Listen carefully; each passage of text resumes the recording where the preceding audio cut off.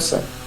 হ্যাঁ, আছি আচ্ছা ভাইয়া, ওই আপনি বলছিলেন যে সব টিকায় মোটামুটি 80% কার্যকর, 20% দেখা যাচ্ছে ইমিউনিটি সিস্টেমের উপর নির্ভর করে। তো সেক্ষেত্রে যদি টিকা দেওয়ার পরও যদি সমস্যায় পড়ি, সেক্ষেত্রে আমাদের করণীয় কি থাকবে? সেটা ভেটেরিনারিয়ানকে ডাকবেন, ডেকে নিয়ে ট্রিটমেন্ট করবেন। আচ্ছা, ওই বিষয়ে কি আমাদের কোনো ক্লাস হবে? মানে নো। কিভাবে ম্যানেজমেন্টটা করব? না, ম্যানেজমেন্ট তো ম্যানেজমেন্ট ম্যানেজমেন্ট তো নিয়ে আলোচনা হচ্ছে, কিন্তু ট্রিটমেন্ট নিয়ে কোনো আলোচনা হবে না। ট্রিটমেন্ট নিয়ে গতকাল এসে যা হয়েছে হয়েছে। আচ্ছা, ঠিক আছে। মোহাম্মদ আরিফুল ইসলাম। সালাম আলাইকুম স্যার। স্যার ভালো আছেন? ওয়ালাইকুম আসসালাম। হ্যাঁ, আছি আলহামদুলিল্লাহ। স্যার আমাদের যে এটা ওই মানে কুড়া রোগের টিকা, কুড়া রোগের টিকা না, ওই লাম্পি স্কিন ডিজিজ যেটা, হ্যাঁ, হ্যাঁ, হ্যাঁ, এটা তো কোনো নির্দিষ্ট সময়সীমা নাই।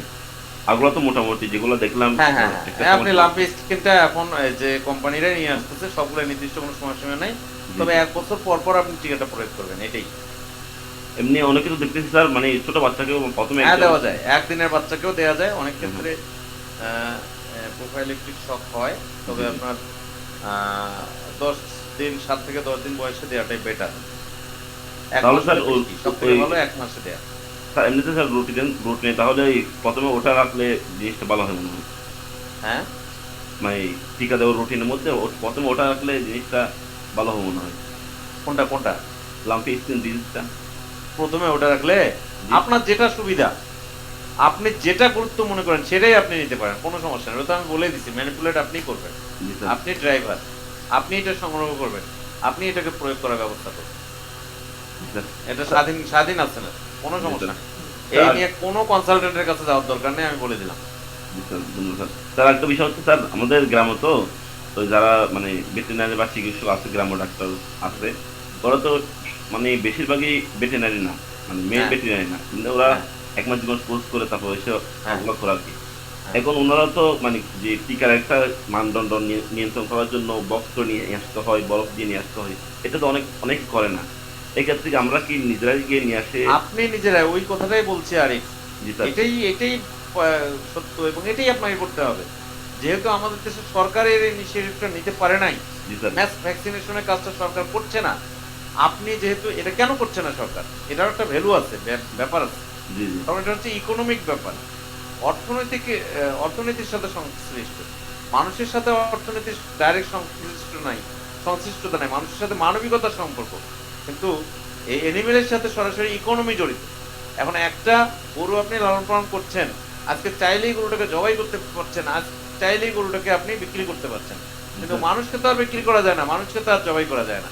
খাবার হিসেবে ব্যবহার করা যায় না। যার জন্য মানুষ হচ্ছে মূল্যের উপরে ঊর্ধ্বে, অমূল্য। আর আমাদের যে গরুগুলো, এগুলোর জীবন আছে ঠিকই, বাট এগুলোকে অমূল্য না, এগুলো মূল্য দিয়ে নির্ধারণ করা হয়। যার জন্যই, যেহেতু মূল্য দিয়ে নির্ধারণ করা হয়, যেহেতু আপনার এটা ব্যবসায়িক হিসেবে আমরা নিয়েছি, যেহেতু আমরা এটাকে জীবনের একটা মূলধন হিসেবে নিয়েছি, তাই এটার গুরুত্ব আপনাকেই দিতে হবে। এই ভ্যাকসিনটা আপনি কিনে নিয়ে আপনার ফ্রিজেই সংরক্ষণ করবেন। কখনো কখনো ভ্যাকসিনের সংকট পড়ে, যেন সংকট মুহূর্তে আপনি ভ্যাকসিন প্রয়োগ করতে পারেন। সব থেকে ভালো, টিকা একটা দিয়েছেন, 6 মাস পরে ডোজ আছে, আপনি এখনই নিয়ে আপনার ফ্রিজে সংরক্ষণ করেন, যেন 6 মাস পরে আপনার ডেটটা মিস না হয়। জি যে স্যার। ভ্যাকসিনটা 1 বছর পরে প্রয়োগ করবেন, যদি ডেট থাকে ভ্যাকসিনের, ও তো কোনো না কোনো ফ্রিজে থাকবে। আপনি আপনার বাসার যে ফ্রিজটা আছে, যেটাতে টেম্পারেচার ভালো থাকে, বা আপনার ধরেন যে বিদ্যুৎ কম যায়, এরকম জায়গায় আপনি ভ্যাকসিনটা স্টোর করেন, আপনার নিজের কাছে স্টোর করেন, এটাই সব থেকে ভালো। জি স্যার। শুধু ধন্যবাদ স্যার। প্রয়োগ করার সময় আপনি ডাকবেন, তুমি এইটাকে দিয়ে দাও, শেষ। এই জি স্যার। কলকাঠি নাড়াবেন আপনি। এখানে ডিসিশন মেক ক্ষেত্রে আপনি ডিসিশন মেক করবেন, এবং আপনি ইমপ্লিমেন্ট করবেন অন্য কাউকে দ্বারা। জি স্যার। ধন্যবাদ স্যার। মাহফুজুর রহমান। আসসালামু আলাইকুম। ওয়ালাইকুম আসসালাম। স্যার, এই যে যেগুলো তরকা, বাদলা, গলাফলা, এগুলো যেমন অল্প রেটেই সরকারি ভ্যাকসিনটা পাওয়া যায়। হ্যাঁ, হ্যাঁ, হ্যাঁ। এগুলো তো সরকার আমাদের কাছে মানে যেসব উপজেলা প্রাণী মানে সম্পদ হ্যাঁ, আছে, হ্যাঁ। ওরা তো বিক্রি করতে চায় না আমাদের কাছে। না, বিক্রি করতে যাবে না কেন? থাকলে বিক্রি অবশ্যই করবে। তো এটার এইসব, সাপ্লাই আসে। জি 3 মাস 4 মাস পর পর সাপ্লাই আসে, শেষ হয়ে যায়। জি, আপনাকে রেগুলার, এটা এটা হচ্ছে একটা গদ বাঁধা আমরা একটা ধারণা, এবং এই গণহারে একটা আমরা দোষ দিয়ে দিই। কিন্তু স্যার, আপনি আপনি হয়তো প্রাণী সম্পদ দপ্তরের সাথে কোনো সম্পর্কই নাই। আপনি বলেন তো আপনার উপজেলা প্রাণী সম্পদ দপ্তরের ইওলোর নাম কি বলতে পারবেন? এটা তো আমি বলতে পারছি না। বিএস এর নাম বলতে পারবেন? না। ওখানকার যে উপসহকারী যে 4-5 জন আছে তাদের একজনের নাম বলতে পারবেন? না, সেক্ষেত্রে তো এগুলো আমরা এই কানে শুনে শুনে শুনে যে কাক চিল নিয়ে গেছে, এই চিলের পিছনে ছোট রে। আপনি যান ওই অফিসে, একদিন যান, 2 দিন যান, 3 দিন যান, চেহারাটা আপনার পরিচিত হোক, বুঝবে এই লোকটার আগ্রহ আছে, ভ্যাকসিন আপনার জন্য আলাদা করে রেখে দিবে। নাম্বারটা দিয়ে আসেন, আপনাকে ডাকবে যে ভ্যাকসিন আসছে, আপনি নিয়ে যান। সম্পর্ক তৈরি করেন। কোন জায়গায় সম্পর্ক কাজে লাগে না? বাংলাদেশ এখন কি ওই অবস্থায় আছে? সব জায়গায় এখন সম্পর্ক লাগে। স্যার আরেকটা বিষয়, স্যার আমার মনে করেন যে 10টা গরু আছে বা 5টা গরু আছে, তো একটা ভ্যাকসিন তো মনে করেন 20টা গরুর জন্য, সেক্ষেত্রে ওনারা কি করবে? আপনার দাম হলো 30 টাকা, সিগারেট একটা ফুগাচ্ছেন 16 টাকা, জি। একবার দিলেন শেষ, আরেকবার যখন ফুগাচ্ছেন 32 টাকা চলে গেল, ওটাতে চিন্তা নাই। 30 টাকার একটা ভ্যাকসিন নিয়ে আসে, খুব দরদ বেজে গেল। না, আমার স্যার আমার আমার আমার আমার কথা আপনি আমি বলি, আপনি নিয়ে আসছেন বেশি, নষ্ট হয়ে যাচ্ছে, আপনি আশেপাশের কয়েকজনকে দিয়ে দেন। জি জি, ওটাই বলছি যে ওনাদেরকে দিবে কিনা, আমি আমি টাকার বিষয়ে চিন্তা না করিনি। না না, আপনি আপনি ওরা দিবে কেন? আপনি তো প্রোভাইড করবেন ওটা। জি আপনি ভ্যাকসিন নিজে নিয়ে এসে বাড়িতে সংরক্ষণ করবেন এবং জি আপনি এটা প্রোভাইড করবেন। আপনি যাবেন ওই উপজেলা হাসপাতালে গিয়ে যখন আপনি ভ্যাকসিন চাবেন, জি পুরা রোগের ভ্যাকসিন চাওয়ার ক্ষেত্রে আপনাকে হয়তো একটু ইয়া করবে, কারণ পুরা রোগের ভ্যাকসিনটার চাপ থাকে বেশি। আপনাকে জি ওখানে হয়তো বলবে যে আপনার গরু কয়টা আছে, জি তখন আপনার সংখ্যাটা জানতে চাইবে। আপনি সবসময়, আমি এই জন্য সংখ্যাটা উল্লেখ করে দিচ্ছি, আপনি সবসময় যখন ভ্যাকসিন নিতে যাবেন, নিতে যাওয়ার সময় আপনি যেমন ধরেন এই বাদলা রোগের টিকা নিতে গেছেন, জি স্যার। এটা 20টা গরুকে দেওয়া যাবে। জি আপনি যে বলবেন যে আমার 18টা গরু আছে, আপনাকে আর কোনো কথাই বলবেন, একটা টিকা বের করে দিবেন। যা যদি বলেন যে আমার 2টা গরু আছে, তখন বলবে যে 18টা ভ্যাকসিন আপনি নষ্ট করবেন। এটা হচ্ছে একটা পায়তারা। জি আপনার জি বাড়িতে গিয়ে ওরা পুশ করে দিবে, 1000 টাকা নিবে, এই হলো পায়তারা, আর কিছু না। কিন্তু আপনিও একটু বুদ্ধি খাটান যে না আমার 20টাই গরু আছে, জি স্যার। তা আপনি আমি ঠিকানাটা দেন। আপনার আমি 2টা গরু আছে, আপনি 20টারটাই নিয়ে যান, বাড়িতে নিয়ে গিয়ে জি আপনি 2টা প্রয়োগ করে বাকিটা চাচা ভাইস্তা যা আছে দেন, আর নাহলে ফেলাই দেন। জি ওরাও তো ডাম্পিং করে। জি, আমি নিজেকে তো পুশ করতে পারি। হ্যাঁ, তাহলে তো সমস্যা নেই। আপনি আরো আশেপাশের কয়েকজনকে মিলে আপনি পুশ করে দিলেন, জি স্যার, ঠিক আছে। ফ্রি দিলেন ওদেরকে, সমস্যা কি? সমস্যা না, আমার আমার ওইটা ওইসব বিষয়ে সমস্যা নাই, ওইগুলো তো অল্প কয় টাকা দাম, এগুলো যে টাকা কোনো বিষয় না। হ্যাঁ, এটা একটু বুদ্ধি খাটাইতে হবে। ওরাও একটু প্যাচ মারে, প্যাচ যে মারে না তা না, কিন্তু জি আপনি একটা একটা সম্পর্ক বিল্ড আপ করেন। আপনি ওই ভ্যাকসিনের 30 টাকার জায়গায়, এখন তো কি বলবো, কোন জায়গাটা নেই রে ভাই, পাসপোর্ট ভিসা থেকে শুরু করে সব জায়গায় তো দেশ শেষ। কি আমাদের নৈতিকতা আছে? ওই জায়গায় যে আপনি জি 50 স্যার, টাকা আলাদাভাবে বাইপাস করেন, দরকার তো আপনার এনিমেল গুলোকে সেফ রাখার। জি স্যার, জি ওদের জি যে অবস্থা, এদের অবস্থাকে চেঞ্জ করা খুব মুশকিল, খুবই মুশকিল, আমি দেখছি খুবই মুশকিল। তো আপনি আপনার ইয়াগুলোর জন্য, ভ্যাকসিন গুলো অ্যাভেলেবল ভাবে পাওয়ার জন্য একটা সক্ষমতা তৈরি করেন। সক্ষমতা দিয়ে সবই সম্ভব। জি স্যার। আবির হাসান। আচ্ছা ঠিক আছে স্যার, ধন্যবাদ। আসসালামু আলাইকুম। ওয়ালাইকুম আসসালাম। মানে আমি জানতে চাচ্ছিলাম এই যে গলা ফুলা রোগের দুইটা ভ্যাকসিন দেখলাম আমরা, একটা হচ্ছে অ্যালাম পিসিপিটা, একটা হচ্ছে হ্যাঁ হ্যাঁ হ্যাঁ, এই দুটার মধ্যে কি ডিফারেন্স আছে? এই দুটা কি ডিফারেন্স আমি হচ্ছে না, ভ্যাকসিন জীবাণু একই, কিন্তু কেরিয়ার আলাদা। কেরিয়ার আলাদা, যে জীবাণুগুলো যেটা যে সলভেন্টের মধ্যে ডুবানো হয়, এটা কেরিয়ারটা আলাদা। এটা স্যার কুমিল্লা একটা একটা একটা তৈরি দিলেই হয়, কি হবে? ঢাকায় একটা তৈরি হয়। স্যার একটা দিলে হবে? যে কোনো একটা দিলেই হবে, কোনো সমস্যা নেই। Okay sir. যে কোনো একটা দিলেই হবে। একটা ঢাকায় তৈরি হয়, একটা কুমিল্লায় তৈরি হয়। দুটা দুই জায়গা থেকে তৈরি হয়, দুইটা দুই ফর্মে তৈরি হয়, কিন্তু জীবাণু এক। আচ্ছা স্যার, ঠিক আছে।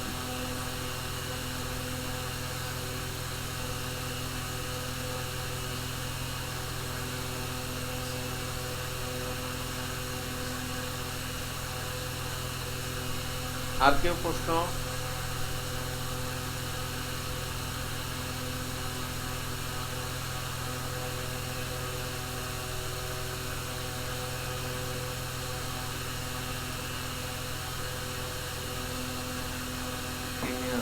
ব্যবস্থাপনা, মাহফুজুরকে আরো প্রশ্ন করবেন? এই স্যার আর একটা হ্যাঁ একটা স্যার, বলেন, হ্যাঁ বলেন। বলেন। স্যার ভ্যাকসিনের গায়ে কি সবকিছু লেখা থাকে নাকি ডাক্তারের সাথে আমাকে পরামর্শ করে মানে ভ্যাকসিন দিতে কিছুই হবে? লাগবে না, ভ্যাকসিনের গায়ে সব লেখা থাকে। ভ্যাকসিনের গায়ে সবই লেখা থাকে, একটা কাগজ আছে, ওই কাগজের মধ্যে সব লেখা থাকে। এই জি, জন্য সরকারিটা আমি লিখে দিয়েছি।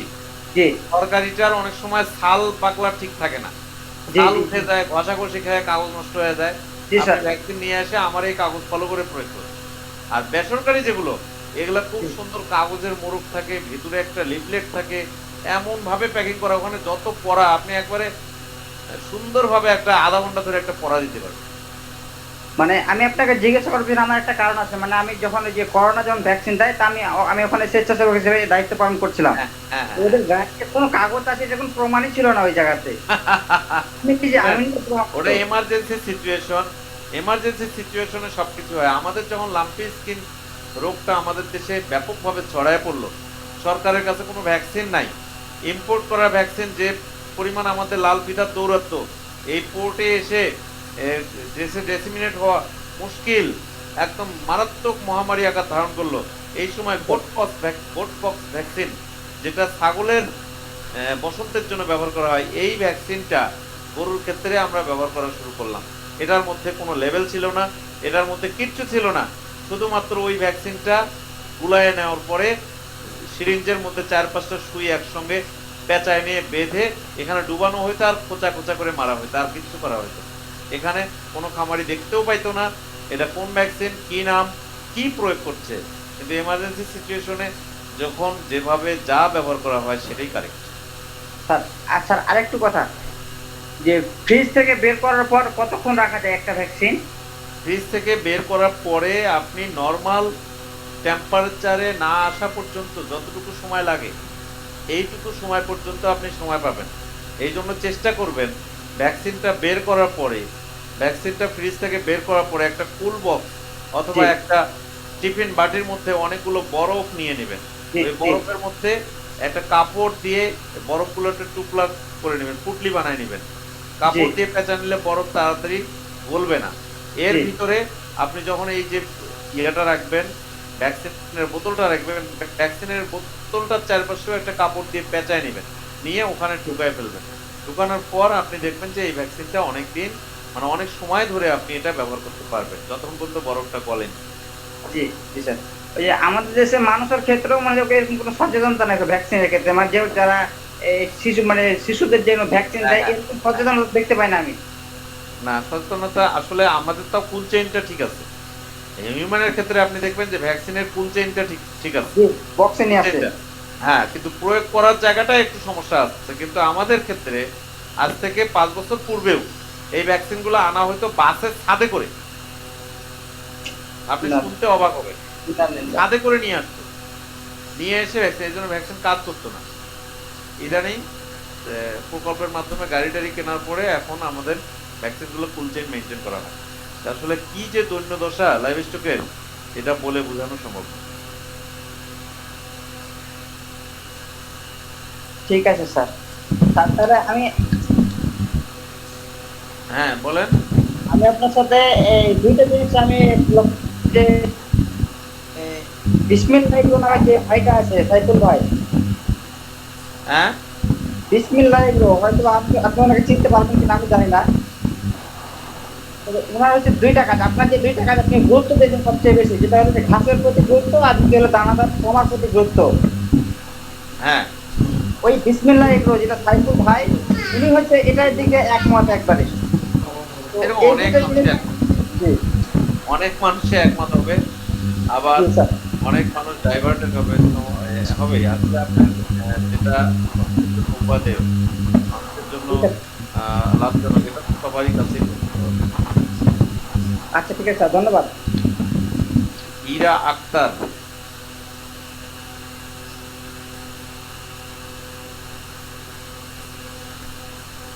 ইরা আক্তার, আপনি কি প্রশ্ন করবেন? হ্যাঁ স্যার, হ্যাঁ, আসসালামু আলাইকুম। ওয়ালাইকুম আসসালাম। লাম্পি স্কিন, এফএমডি, বাজলা বা গলা ফুলা এইগুলা সবগুলো কি চাই আপনার সামলা নিচে দিতে হবে? সব চামড়া নেই, শুধুমাত্র গলা ফুলার একটা, এটা হচ্ছে মাংস, তাছাড়া বাকি সব চামড়া নেই। মানে গলা ফুলাটা শুধু মাংস? হ্যাঁ, গলাফুলা দুইটা টাইপ আছে। গলাফুলার একটা চামড়ার নিচে, একটা অ্যালার্ম পিসিবিতে যেটা সেটা মানছে, আর ওয়েল অ্যাক্টিভটা হচ্ছে চামড়ার নিচে।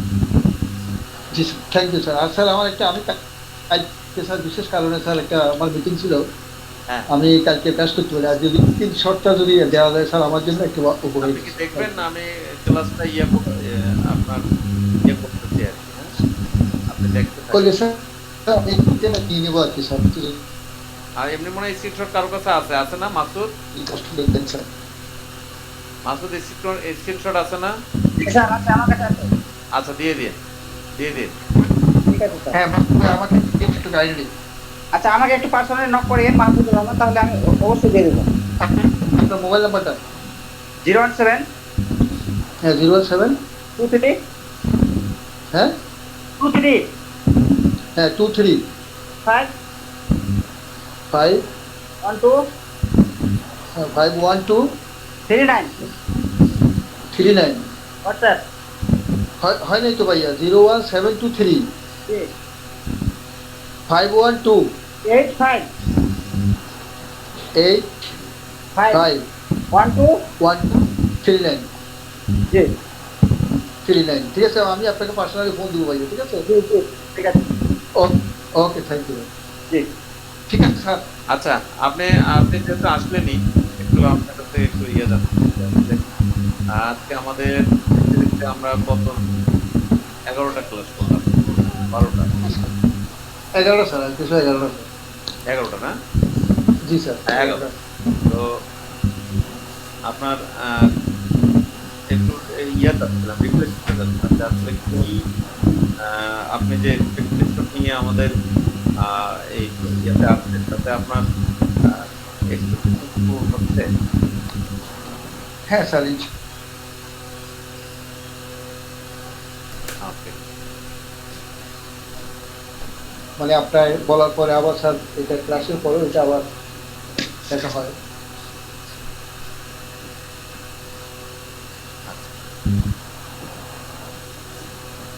এবং এটা স্যার আমি একটা বই আকারে প্রকাশ করতে চাই। জি স্যার, তাহলে একটা সুবিধা হবে স্যার ভবিষ্যতের জন্য। আমার আপনার কাছে রিকোয়েস্ট থাকবে আমাদেরকে স্যার, যেটা আপনি বলছিলেন একটি ফ্যাক্টরি করার যদি হয় স্যার, এটা আমাদের জন্য সবচেয়ে ভালো হবে স্যার। কোনটা? আপনি একটু বলছিলেন না যে আমাদেরকে একটু ফ্যাক্টরি করাবেন। প্র্যাকটিক্যাল মানে আপনার হলো যে ওই চারটে প্রশিক্ষণ, যেটা আপনার হচ্ছে হবে সরাসরি খামারে, সেটা এখন পরিকল্পনা চলছে, দেখাতে পারলো। কি করবেন স্যার, যদি আমাদের কোনো কিছু লাগে বা কোনো সহযোগিতা লাগে স্যার, বা আমাদের বলি দেখি ওটা তাড়াতাড়ি করার চেষ্টা আছে, অনেকগুলো কাজ তো, দেখা যাক আল্লাহ ভরসা রাখেন আমার কাছে। আপনি ব্যস্ত মানুষ আমি জানি স্যার, তারপরে এর মধ্যে যদি সম্ভব আছে এটা করলে আপনি 7 দিন না হোক, যদি 2 দিনও করেন তাইলেও হবে স্যার। এটা জিনিসটা ভালো হবে স্যার, এটা আমার কাছে রিকোয়েস্ট। হ্যাঁ, মানে এটা ঠিক আছে, এটা বুঝতে আছে। কারণ এটা আসলে একেবারেই শুধুমাত্র হাত কলমে হয় না, চোখে দেখারও দরকার পড়ে। জি স্যার জি স্যার জি স্যার। ঠিক আছে sir, thank you sir, thank you. আমরা পরবর্তী সেশনে জানবো কৃমিনাশক ব্যবস্থাপনা। কৃমিনাশক ব্যবস্থাপনা নিয়ে অনেকের মনে অনেক কল্পনা আছে, অনেক প্রশ্ন আছে। আমরা আগামী সেশনে ইনশাআল্লাহ প্রত্যেকটা বিষয় নিয়ে আলোচনা করব। সবাই ভালো থাকুন, সুস্থ থাকুন, এই কামনায় আজকের সেশন এখানে শেষ করছি। আসসালামু আলাইকুম ওয়া রাহমাতুল্লাহি ওয়া বারাকাতুহু। ওয়ালাইকুম সালাম ওয়া রাহমাতুল্লাহি ওয়া বারাকাতুহু। আসসালামু আলাইকুম।